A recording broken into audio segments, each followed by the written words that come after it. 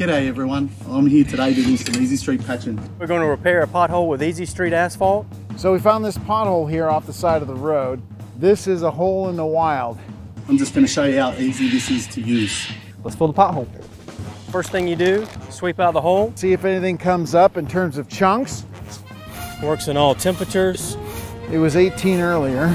It's sold all around the world. We're now going to pour it right on top of that. Dump it right in the hole. We got 3 bags in there. We'll start moving it around. Looks like hot asphalt. Normally we do 2-inch lifts. You do 2 inches compact, 2 inches compact. But you want to leave a crown above the pavement.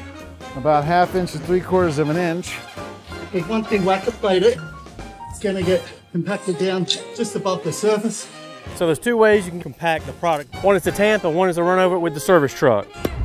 And then we'll tamp it down and get it nice and neat. Give it a good whack. And then we'll put some weight on it to really compact it. All right, I'm gonna get your car. And we'll roll over it. I'm just backing up on this and just shoving it further into the ground with some secondary compaction. That's how easy it is to fill a pothole with Easy Street. Easy Street, showing potholes. Who's boss?